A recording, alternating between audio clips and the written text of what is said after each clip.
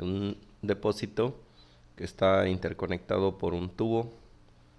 Vamos a vertir un líquido 1. Entonces vertimos el líquido, vamos a ver nuestras líneas de referencia. Esta línea de abajo nos indica la parte del análisis, hasta donde va el tubo, hasta donde va a subir este mismo líquido 1. Vamos a ver que el líquido se va a ir a una altura HL1, que es donde está la cota, es decir, lo máximo que se va a levantar sería la misma altura que tiene de un lado y de otro, por vasos comunicantes. No importando el ancho, van a tener sí la misma altura. En consecuencia, la presión solamente varía con la altura. Entonces tendríamos que la presión en la parte grande, que sería presión del líquido 1, tiene que ser igual a la presión del líquido 1B, que es el mismo. Entonces, si nosotros agregamos un segundo líquido, igual lo vertimos, entonces tenemos que a una altura HL2, entonces vamos a observar que el líquido 1 va a subir. ¿Cuál es la razón?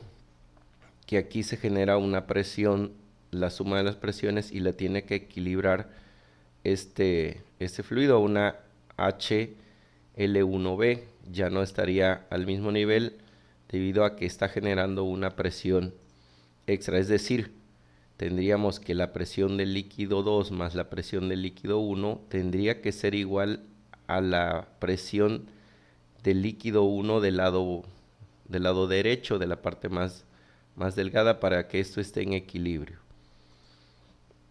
Si nosotros utilizamos la ecuación de la hidrostática, que la presión es igual a la densidad por la gravedad por la altura, entonces podemos sustituir lo que es esta ecuación en cada una de las presiones.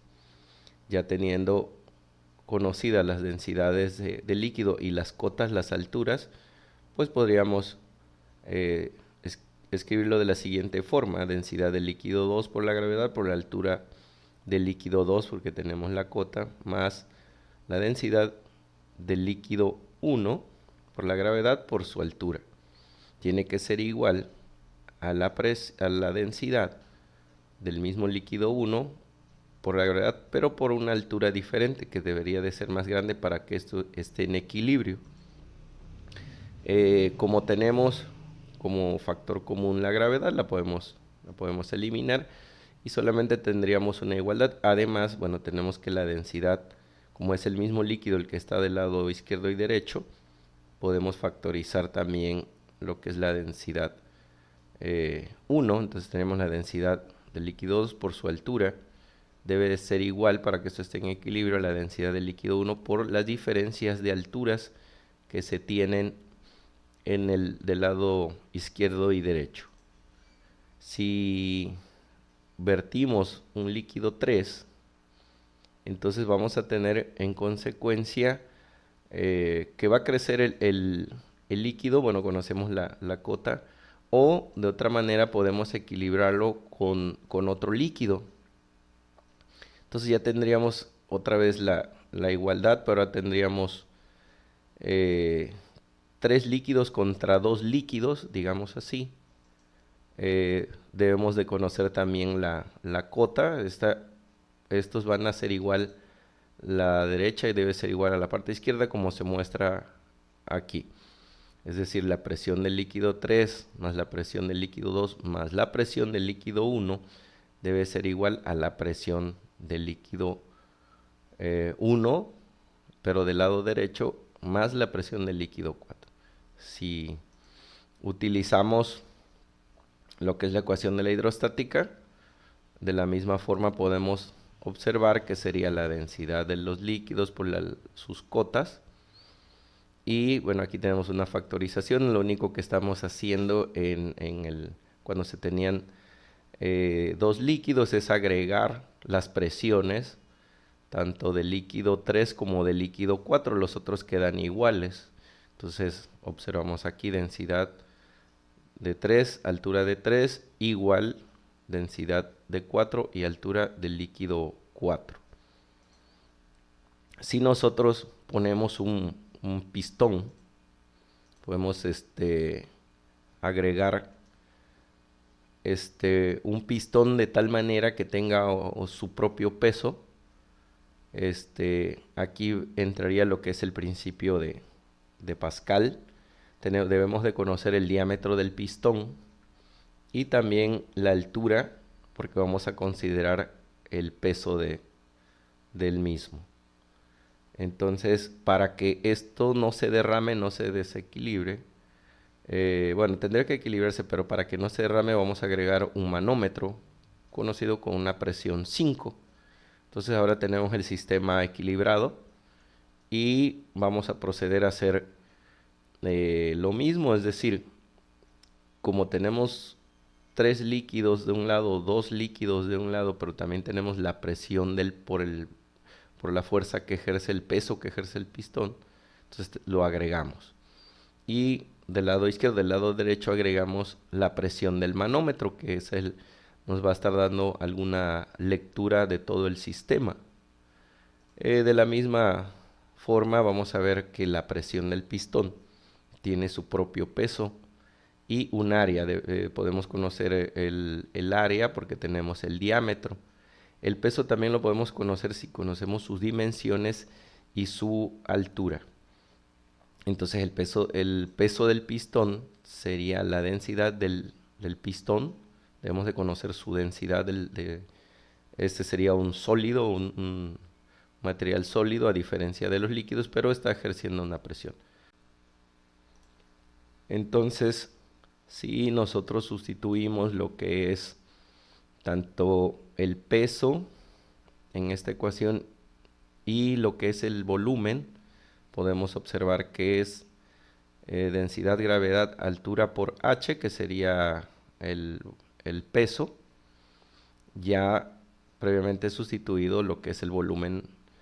Podemos observar que se pueden eliminar las áreas, entonces nos quedaría solamente la densidad del pistón por la gravedad por la altura, como si fuera la ecuación de la hidrostática, pero es diferente debido a que es un sólido y fue el análisis diferente.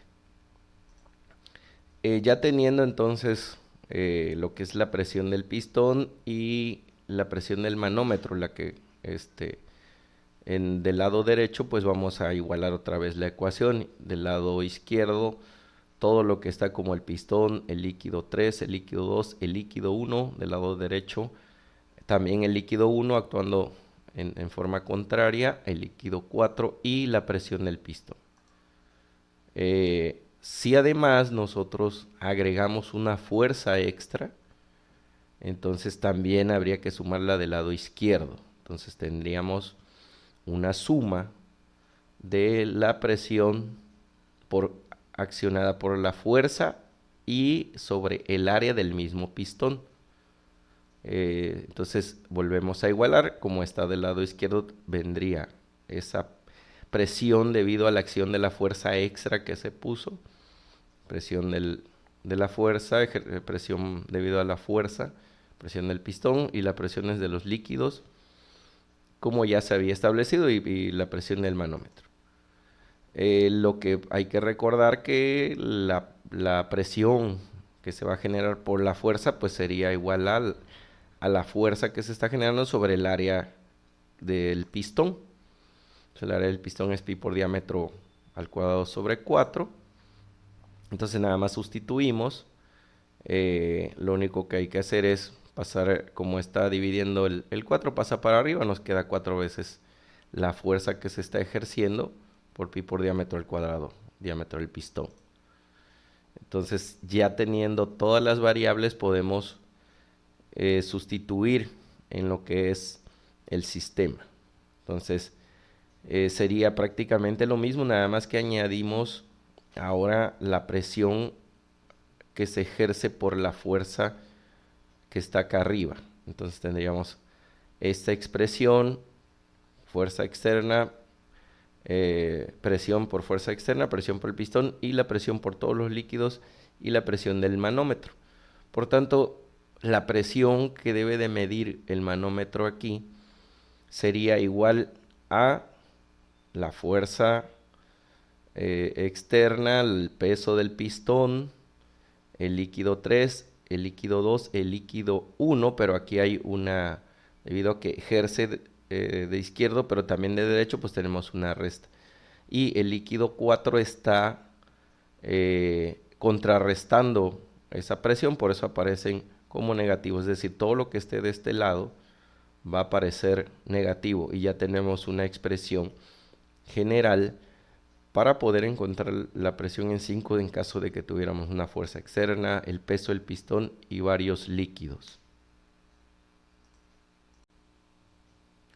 Ya teniendo establecido el equilibrio del sistema, de la fuerza externa, del peso del pistón y todos los líquidos, vamos a ver el caso que tuviéramos un gas en un espacio entre el líquido 4 y el manómetro, donde está midiendo la presión 5. Entonces, ¿qué pasaría con mi sistema, con la ecuación?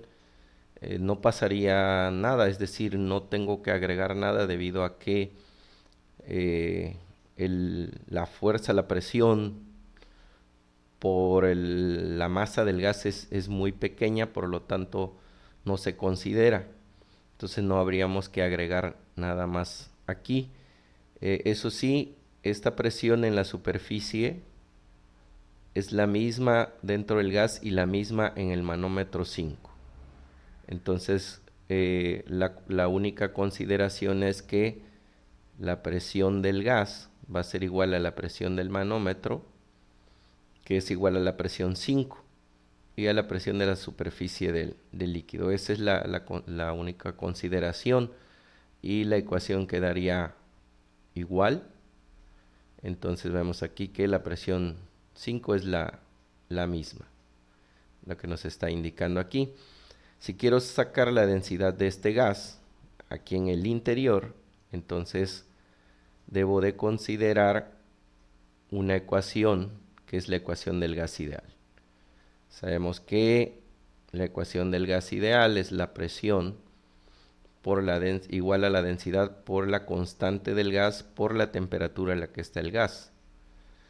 Si nosotros despejamos entonces la densidad del gas en la parte de adentro sería la presión absoluta sobre la constante del gas por la temperatura, recordando que la presión absoluta del gas es la presión atmosférica más la presión manométrica, que es con la que calcularíamos la densidad del gas.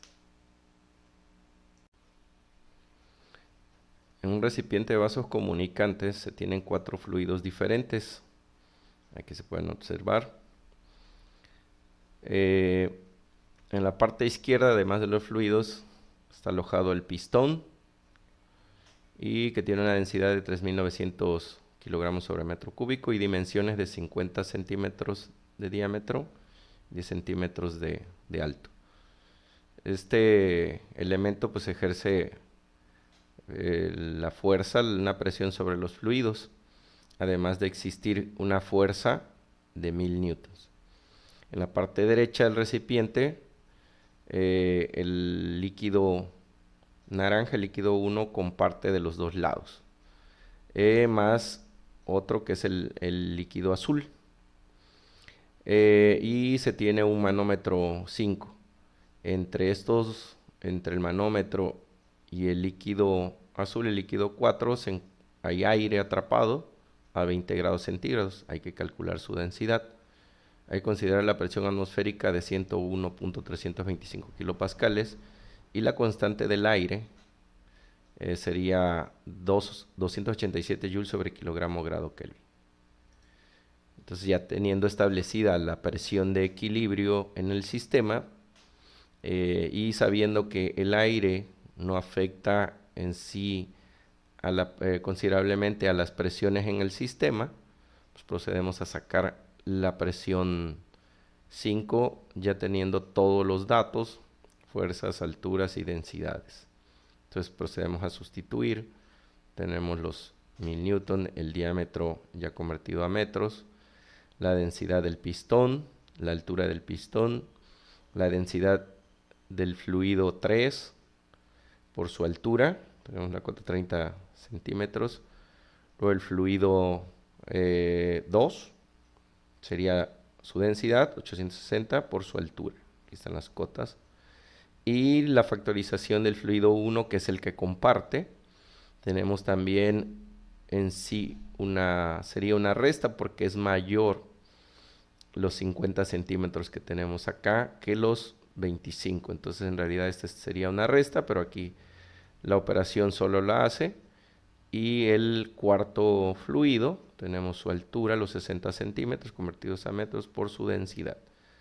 Entonces tendríamos con todos esos valores la presión 5, que ya habíamos establecido que la presión 5 es la misma que tendría el gas, en este caso la presión manométrica.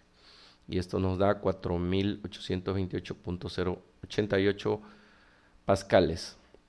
Hay que recordar que estos son newton y este sería un área que sería el diámetro al cuadrado. Entonces, en fuerza sobre área nos estaría dando presión, que sería newton sobre metros cuadrados, que equivale a pascales. Lo mismo pasaría acá, tendremos una densidad por una altura, son kilogramos sobre metro cúbico, se eliminaría, nos quedaría un cuadrado, es decir, un área sería kilogramos sobre metro cuadrado, pero está multiplicado por la aceleración de la gravedad, eso nos da newton, por lo tanto podemos hacer la suma algebraica y nos da pascales. Entonces la presión en este caso del gas sería pues la presión absoluta. Tenemos la presión atmosférica 101.325 más la manométrica que se acaba de calcular. Por lo tanto, entonces la densidad del gas, es decir, del aire, sería la presión absoluta entre la constante, que también la tenemos por la temperatura, que está a 20 grados, pero la necesitamos en absoluto. Entonces tenemos los 101.325 kilopascales ya convertidos a pascales, más para hacer la suma algebraica, pues también está en pascales, los 4.828.088, que sería la suma, sería la presión absoluta, sobre la constante por los 20 más los grados para convertirlos a absolutos, 273. Y esto nos da 1.26 kilogramos sobre metro cúbico, que sería la densidad del aire que está atrapado entre el manómetro y el líquido 4.